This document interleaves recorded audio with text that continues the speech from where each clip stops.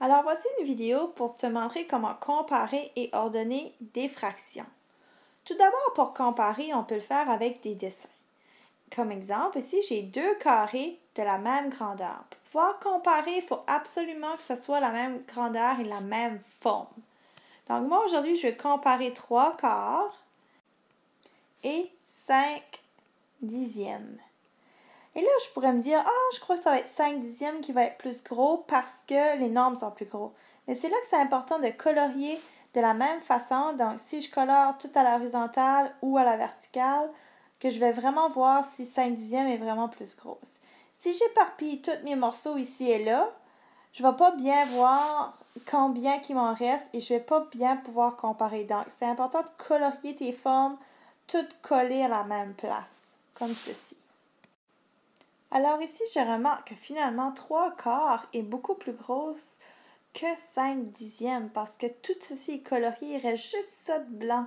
Tandis qu'ici, il reste tout ça de blanc. Alors, celle-ci est la plus grande.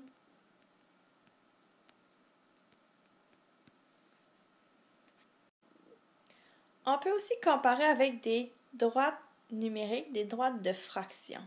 Donc, je vais reprendre mes mêmes fractions qui étaient 3 quarts. Dans ma droite ici, déjà divisée en 4 morceaux. Puis, l'autre qui était 5 dixièmes. Et cette droite-là est aussi divisée en 10 morceaux.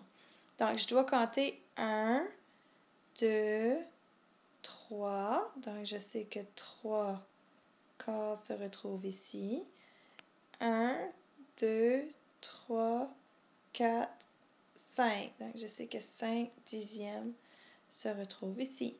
Et je vois que 3 quarts est plus grande parce qu'elle se rapproche du 1. Le 1 ici représente mon entier qui serait 4 quarts. Dans 4 morceaux sur 4, j'aurais mangé mon gâteau au complet. Et ici, ça représenterait 10 dixièmes. Alors, on voit bien que 3 quarts est plus loin que 5 dixièmes, donc elle est plus grande. Finalement, je te montre comment ordonner des fractions. Tu peux encore le faire avec des dessins. Il faut que tous tes dessins soient pareils comme quand on compare. Alors, si tu choisis de faire des carrés, tes carrés doivent tous être pareils, tes rectangles devraient tous être pareils. Ou si tu veux faire des cercles, tes cercles doivent tous être de la même grosseur. Donc, ici, je te montre avec des droites numériques. Donc, j'ai 3 quarts. Je vais colorier 3 quarts sur ma droite, 5 dixièmes et 8 dixièmes. Maintenant, je vais les ordonner en ordre croissant. En ordre croissant, ça veut dire du plus petit au plus grand. Dans ma plus petite fraction ici, eh bien, c'est 5 dixièmes qui est la moins loin.